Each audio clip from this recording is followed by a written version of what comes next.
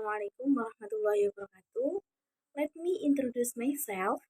My name is Riza Ananda Putri with student registration number 512119131. To fully my tourism angels assessment, let me tell you a little about Lawang Sewu. Lawang Sewu, when translated to Indonesian, means a thousand doors. The term Sewu, 1000 in Javanese, is a direct description by the people of Semarang of the large number of doors that Lawang Sewu has even thought. In reality, the number of doors does not reach 1,000, but more precisely, there are 429 door halls. However, Lawang Sewu has many tall and wide windows which make the windows look like doors. Lawang Sewu was built by the Dutch on February 27, 1904 and completed in 1907.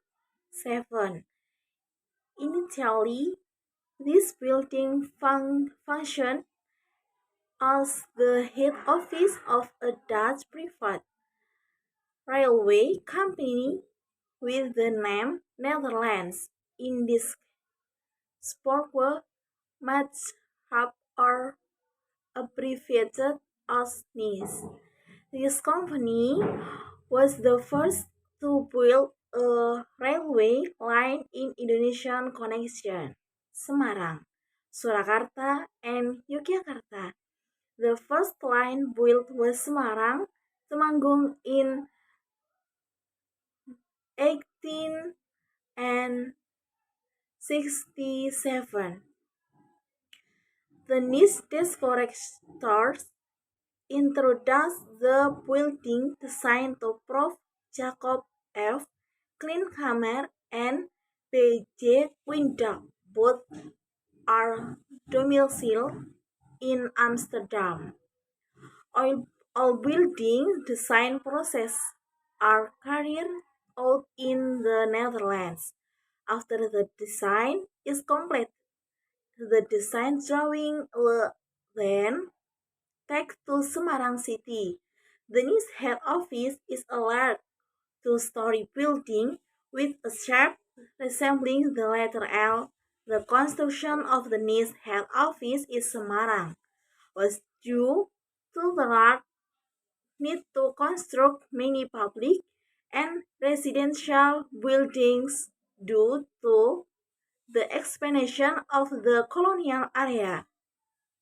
Decentralization of colonial administration and the growth of private business. Lawang Sewu is a silent witness to the darkness of the Dutch colonial period. After being abandoned by the NIS, this building was often used by the Dutch and Japanese colonialists as a prison. Some rooms in this building were even transformed into future detention rooms. The name alone can make the hair on the back of your neck stand up. Namely, question prison, standing prison, and torture room. The standing prison room was originally used as a holding location for prisoners. The prisoners who were caught were put in the room in crowded conditions. This forces them to always stand because if they sit, the prison room will feel narrow and more torture. Not a few of these prisoners died in the room due to exhaustion or lack of oxygen. Prison scouting is even more in contrast to the standing prison room. Prisoners who are put in the squatting prison room are forced to huddle together in a squatting position because the room is less than 1.5 meters high. You can imagine what kind of suffering the prisoners who were put in this room suffered after the proclamation of independence. Lawang Sewu was an eyewitness to the 5-day battle in Semarang, 14 October in 19 October 19, 1945 between Amkayuk or the railway youth force against the Kambantai and Kidubutai of the Japanese army. That's why the Semarang city government by Mayor's Desri number 850 50